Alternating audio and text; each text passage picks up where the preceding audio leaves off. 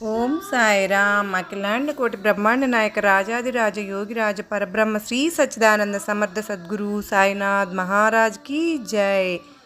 సాయి బిడ్డలందరికీ నా హృదయపూర్వకమైన నమస్కారములు. ఎలా ఉన్నారు ఫ్రెండ్స్? అందరూ బాగున్నారు కదూ? మన సాయినాథుని దయ వలన అందరూ బాగుండాలని మనస్ఫూర్తిగా బాబావారిని కోరుకుంటూ ఆ సాయినాథుని కృపా కరుణా కటాక్షాలు మనందరిపైన ఉండాలని మనస్ఫూర్తిగా బాబావారిని వేడుకుంటూ ఈరోజు వీడియో స్టార్ట్ చేస్తూ ఉన్నాను. మనలో ఎవరైనా కొత్తగా గనక మన ఛానల్ని చూస్తూ ఉంటే గనక తప్పకుండా సబ్స్క్రైబ్ చేసుకోండి. అలాగే మీ ఫ్యామిలీ ఫ్రెండ్స్ అందరికీ బాబావారి బిడ్డలకు ఈ వీడియోను ఫార్వర్డ్ చేయండి. అంత మాత్రమే కాదండి, మీకు వీడియో నచ్చినట్లయితే చిన్న లైక్ అయితే ఇవ్వటం మాత్రం మర్చిపోవద్దు ఫ్రెండ్స్. అయితే బాబావారు మన జీవన విధానాన్ని అర్థవంతం చేసేది మన సాయినాథుడే కదా. జీవితము అంటే సరైన అవగాహన లేకపోవడము, చీకటి దారుల్లో చిందులు వేయటము, గమ్యం ఏమిటో తెలియకుండా పయనించటం వంటివి కొందరిలో గమనిస్తే ప్రపంచాన్ని అజ్ఞానం పాలిస్తూ ఉన్నదేమో అనిపిస్తూ ఉంటుంది.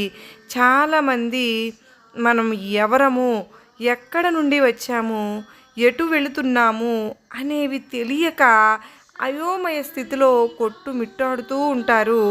ఎందుకు బ్రతకాలో కూడా అర్థం కాక జీవితాన్ని నిస్సారంగా గడిపేస్తూ ఉన్నారు. దీనికి కారణం బ్రతుకు యొక్క పరమార్థం తెలియకపోవడమేనండి.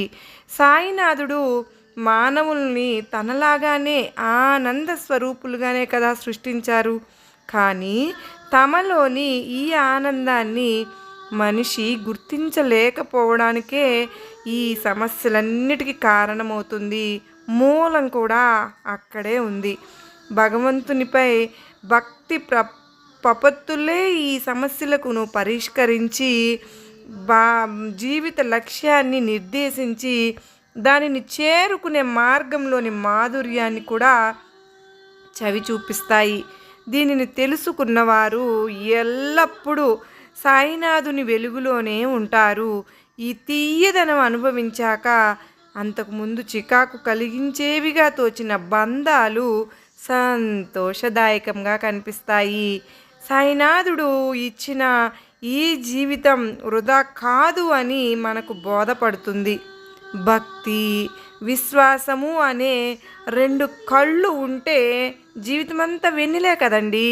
ఇంత అందమైన జీవితాన్ని ఇచ్చి అద్భుతమైన గమ్యాన్ని సూచించి ఆ వెలుగుదారిలో నడిపిస్తూ బాబావారు తన దరికి చేర్చుకుని ఆనందము, అమృతత్వము ప్రసాదించే మన సాయినాథుని ఎడల భక్తి మాత్రమే జీవితాన్ని అర్థవంతం చేస్తుంది. అవునంటారా? కాబట్టి మనం సాయినాథుని యందు నమ్మకాన్ని, భక్తిని కలిగి ఉండి మనల్ని వెలుగుబాటలో నడిపించమని ఆ సాయినాథుని ప్రార్థిద్దామా మరి? ఈరోజు మనం సాయి సచ్చరిత్రలో అన్నా చించనీకర్ గురించి తెలుసుకుందామండి. సాయినాథుడు శరీరంతో ఉన్నప్పుడు ఉన్న వాళ్ళ జీవితాలను మనం పరిశీలించుకుంటూ ఉంటే మనకు కూడా ఎలా ఉండాలి, బాబావారితో వాళ్ళు ఏం చేసి అంత దగ్గరయ్యారు, సాయినాథునికి ప్రియమైన బిడ్డలుగా ఎలా మారారు అనేది మనకి అర్థమవుతుంది. అందుకనే ప్రతిరోజు మనం ఒకళ్ళ గురించి చెప్పుకుంటూ ఉన్నాము. సాయినాథుని శ్రద్ధ సబూరిలతో సేవించిన వారిలో దామోదర్ ఘనశ్యామ్ బాబరే అలియాస్ అన్నా బాబరే అలియాస్ అన్నా చించనీకర్ ఒకళ్ళు. ఇతడు ఠాణే జిల్లాలోని చించిని అనే గ్రామానికి చెందినవాడు. అందుకే అందరూ అతనిని అన్నా చించనీకర్ అని పిలిచేవారు. అతడు ఎవరిని లెక్క చేసేవాడు కాదంటండి. ఎప్పుడు ముక్కు సూటిగా మాట్లాడేవాడంట. గుళ్ళతో నిండి నొక్కగానే పేలిపోయే తుపాకీలా ఉండేవాడంట.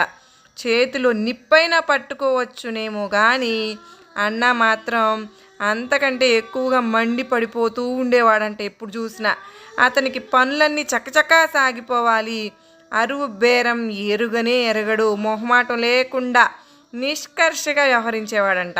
ఇలా కఠినంగా రాజీ లేని వ్యక్తిగా మొరటు వానిలాగా కనిపించినప్పటికీ అతను నిష్కపట స్వభావి, సజ్జనుడు, సాత్వికుడు, మోసము అన్నది ఎరుగనివాడు. అందుకే బాబావారికి అతడు ప్రియమైనవాడు.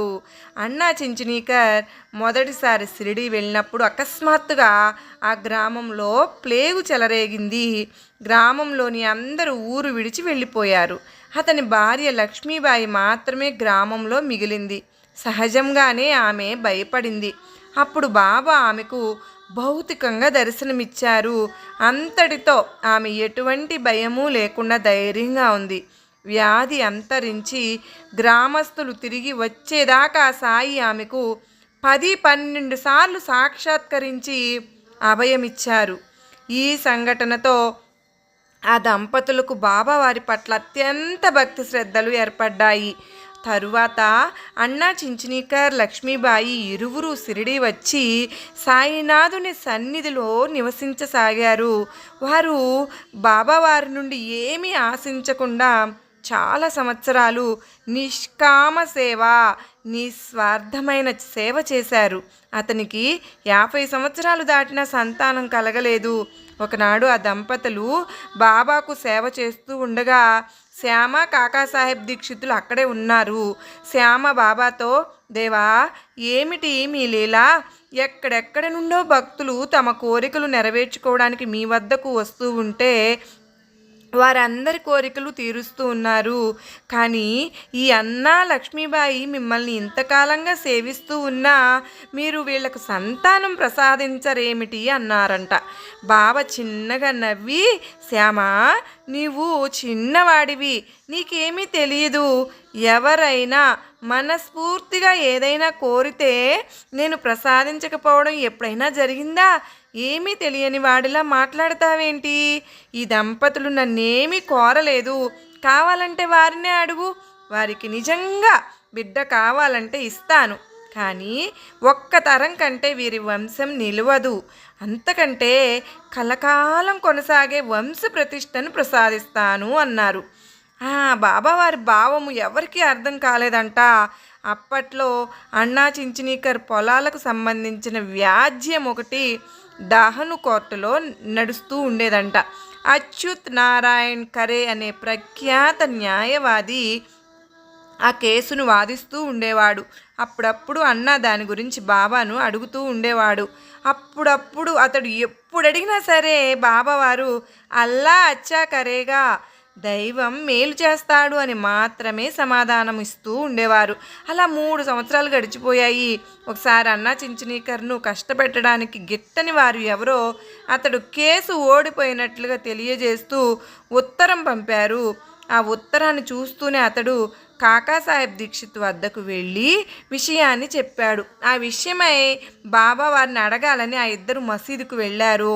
వాళ్ళు మసీదులో ప్రవేశిస్తూ ఉండగానే బాబా వారి కేసు చూసి, ఈ ముసలాడికి నా మీద నమ్మకం లేదు, ఆ ఉత్తరం చింపి అవతల పారేయండి అన్నారు. కొద్ది నెలల తర్వాత లాయర్ వద్ద నుండి అన్నాకు కేసు నెగ్గినట్లు 1800 కోర్టు ఖర్చులు కూడా చెల్లించమని కోర్టు డిగ్రీ ఇచ్చినట్లు ఉత్తరం వచ్చింది. ఆ ఉత్తరాన్ని పట్టుకుని అన్న కాకాసాహెబ్ దీక్షితులు మసీదుకు వెళ్ళారు. బాబా అతన్ని చూస్తూనే, నీకు ఇప్పటికైనా విశ్వాసం కుదిరిందా అన్నారు. అప్పుడు అన్న ఆ ఉత్తరాన్ని బాబా పాదాల వద్ద ఉంచి, బాబా, ఇదంతా మీదే, నాకేమీ వద్దు అన్నాడు. అప్పుడు బాబా, ఫకీరునైన నేను ఈ ధనం ఏమి చేసుకుంటాను? నాకేమైనా కుటుంబం ఉన్నదా? నువ్వే తీసుకో అన్నారు. అన్న ధనాన్ని తీసుకోమని ఎంతగానో అభ్యర్థించినప్పటికీ బాబావారు అంగీకరించలేదు. అలా కొంతసేపు వారి మధ్య చర్చ జరిగాక ఆ డబ్బుతో రోజు విడిచి రోజు బాబా నిద్రించే చావిడికి మరమ్మతులు చేసి పునరుద్ధరించి ఆ దంపతుల పేర్లు లిఖించాలని కాకాసాహెబ్ దీక్షిత్ సలహా ఇచ్చాడు. ఆ సలహా అన్నాకు నచ్చి అలానే చేశాడు. ఇప్పటికీ భక్తులు అక్కడున్న శ్రీ సాయినాథ్ బాబాంచి లక్ష్మీబాయి దామోదర్ బాబరే చించినీకర్ చావిడి శక సంవత్సరం 1859 అనే ఫలకాన్ని చూడవచ్చు. అలా బాబా వంశ ప్రతిష్టను చిరస్మరణీయం చేశారు. భక్తులు తమదైన రీతిలో ప్రేమతో సాయిబాబా వారిని సేవిస్తూ ఉండేవారు. ఒకరు ఆయన నడుం పట్టేవారు, ఒకరు వారి పాదాలు ఒత్తేవారు, మరొకరు వారి వీపును పొట్టను మర్దించేవారు. బాబా ఎవరికి అడ్డు చెప్పకుండా అందరినీ సేవ చేయనిచ్చేవారు. ఒకనాటి మధ్యాహ్నం మసీదులో బాబా దర్బారు నిండుగా ఉంది. బాబా తమ ఎడమ చేతిని పక్కనే ఉన్న కటనాపై వేసి కూర్చుని ఉన్నారు. కటనాకు యువతలి వైపున నిలబడి ఉన్న అన్న కాస్త వంగి బాబా ఎడమ చేతిని మెల్లమెల్లగా ఒత్తుతూ ఉన్నాడు. కుడివైపు బాబా పట్ల అనన్య భక్తి ప్రపత్తులు కలిగిన వేణుబాయి కౌజల్గి మావిసిబాయి అనే వృద్ధ వితంతువు ఉంది. బాబా ఆమెను ఆయి, అమ్మా అని అనేవారు. జనులు ఆమెను మౌసి, పిన్నమ్మా అని పిలిచేవారు. ఆమెకు సాయి పాదాలయందు అనుపమానమైన ప్రేమ. ఆమెది స్వచ్ఛమైన హృదయం.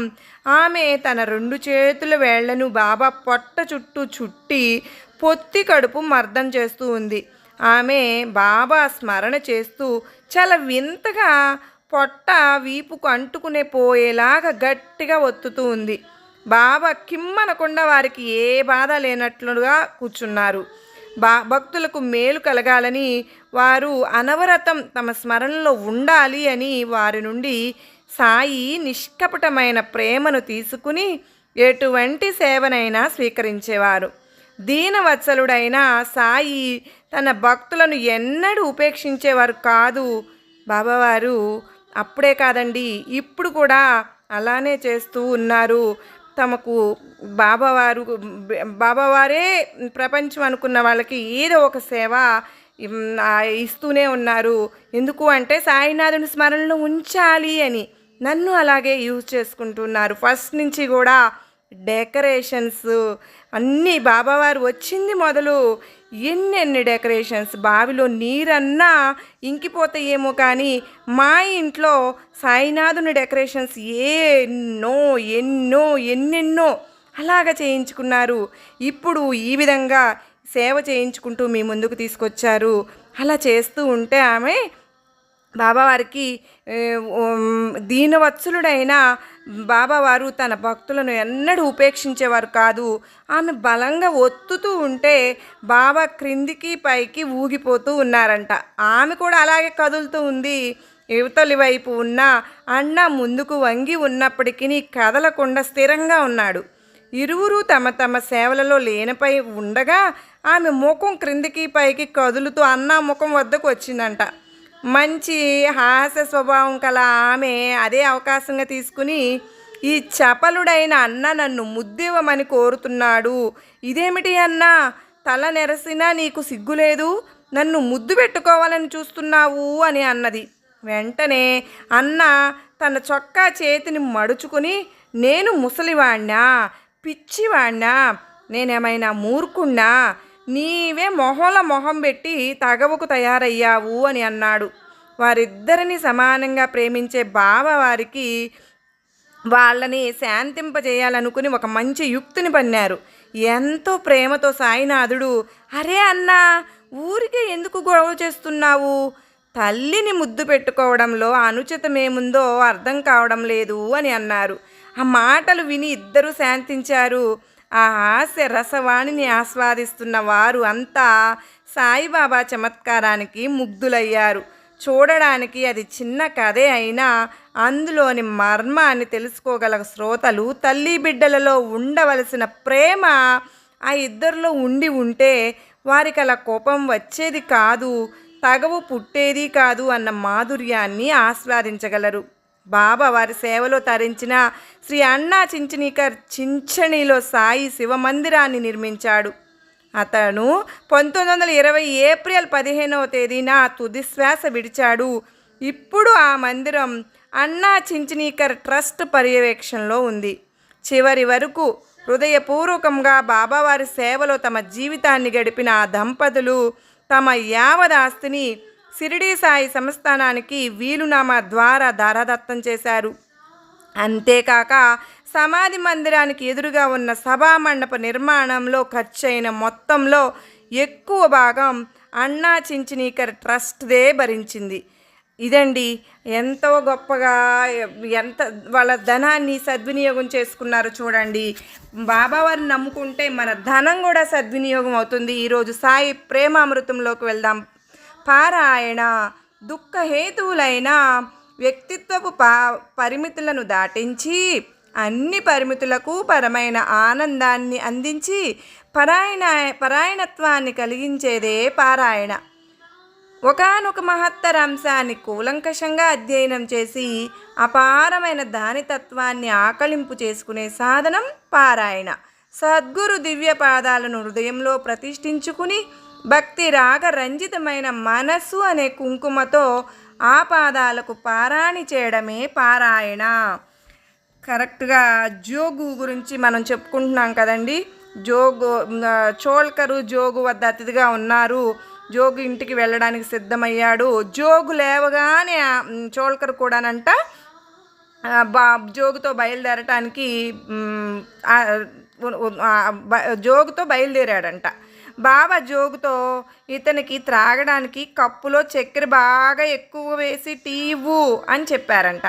తన మొక్కును గుర్తుకు తెచ్చిన మాటలు చెవిన పడగానే చోల్కరు చకితుడయ్యాడు. కళ్ళ నుండి ఆనందాశ్రువులు దొర్లుతూ ఉండగా సాయి చరణాలపై శిరస్సు ఉంచాడు. జోగుకు వింతగా అనిపించింది. అంతకంటే రెండింతలు చోల్కరు విస్మితుడయ్యాడు. కారణం బాబా మాటలలోని ఆంతర్యం అతనికి అర్థమైంది. బాబాకు అసలు టీ తెలియదు, అది ఇప్పుడెందుకు గుర్తుకు వచ్చింది? చోల్కర్కు విశ్వాసం కుదరడానికి, అతని భక్తిని దృఢపరచడానికి చోల్కర్ బాగా గ్రహించేలా బాబా అతనితో స్పష్టంగా, చోల్కర్, నువ్వు అనుకున్న పటిక బెల్లం అందింది, నీ త్యాగ నియమం కూడా పూర్తయింది. మొక్కు త్వరగా తీర్చలేక చక్కెరను మాని ప్రాయశ్చిత్తం చేసుకున్నావు. దీనిని నీవు రహస్యంగా దాచినా నాకు సమస్తము తెలిసింది. మీరేమైనా ఎక్కడైనా ఎవరైనా ఎక్కడున్నా సరే నాకు తెలుస్తుంది. భక్తి భావంతో నా వైపు మళ్ళితే నేను మీ భక్తి శ్రద్ధలను అనుసరించి రాత్రింబవళ్ళు మీ వద్దనే ఉంటాను. నా ఈ శరీరం ఇక్కడ ఉన్నా, మీరు సప్త సముద్రాల అవతల ఏమి చేస్తూ ఉన్నా నాకు తక్షణం తెలిసిపోతుంది. ప్రపంచంలో ఎక్కడికైనా వెళ్ళండి, నేను మీ వెంటే ఉంటాను. మీ హృదయంలోనే నా నివాసము. నేను మీ అంతర్యామిని. మీ హృదయంలో ఉన్న నన్ను మీరు నిత్యము ఆరాధించండి. సర్వజీవులలో అంతర్యాముగా ఉన్నది నేనే.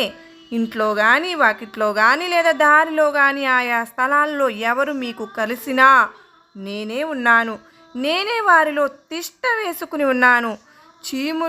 చీమలు, క్రిములు, జలచరాలు, ఆకాశాన ఎగిరే పక్షులు, శ్వాన శూకరాలు మొదలగు ప్రాణులన్నింటిలోనూ సర్వత్రా నేనే నిరంతరంగా నిండి ఉన్నాను. నన్ను వేరుగా భావించకండి. మీకు నాకు ఏమాత్రము భేదం లేదు. ఇలా నన్ను తెలుసుకున్నవారు గొప్ప భాగ్యవంతులు. ఈ మాటలు మామూలుగా కనిపించినా ఇవి ఉత్తమమైన జ్ఞానాన్ని కలుగజేసేవి. బాబా ఎంతో ప్రేమతో చోల్కర్ భక్తిని స్థిరపరిచారు. అతని అంతరంగంలో ఉన్న దాన్నంతా బాబా అలా తెలియజేసి అతనికి గొప్ప అనుభవాన్ని కలుగజేశారు. సత్పురుషులు ఎంతటి చతురులు. బాబా వచనాలు అమూల్యం. అవి భక్తుల హృదయాలలోనికి దూసుకుని వెళ్ళి ప్రేమ మడిని తడిపి భక్తి మార్గాన్ని తెలుపుతాయి. చాతక పక్షి యొక్క తృష్ణను తీర్చడానికి మేఘం దయతో ధారగా వర్షిస్తుంది. దాని ఫలితంగా భూమి అంతా తడుస్తుంది. ఇది అదే విధంగా జరిగింది. పాపం చోల్కరు ఎక్కడివాడో దాసగను సంకీర్తన కారణంగా బాబా వారికి మొక్కుకున్నాడు. బాబా కూడా ప్రసన్నులయ్యారు. ఈ చమత్కార లీలతో సత్పురుషుల అంతరంగం ప్రకటనమైంది. బాబా జ్ఞానోపదేశం చేయడానికి తత్పరులై ఉండి ఇటువంటి అవకాశాలను కలిగిస్తారు. చోల్కరు కేవలం నిమిత్త మాత్రుడు. భక్తులందరికీ శ్రేయాన్ని కలిగించడానికి బాబా చేసే అనూహ్యమైన లీలలను అవలోకిస్తూ ఉండాలి. ఇటువంటిదే మరో లీలను వర్ణించి ఈ అధ్యాయాన్ని సమాప్తి చేస్తాను. ఫ్రెండ్స్, ఈరోజు సాయి ప్రేమామృతం ఇంతటితో ముగించి సాయినాథుని వచనాలు మననం చేసుకుంటూ బాబావారి నామాన్ని పలుకుతూ ధ్యానం చేసుకుందాం. సర్వే జన సుఖినో భవంతు. సాయి బాబా, సాయి బాబా, సాయి బాబా, సాయి బాబా, సాయి బాబా, సాయి బాబా, సాయి బాబా, సాయి బాబా.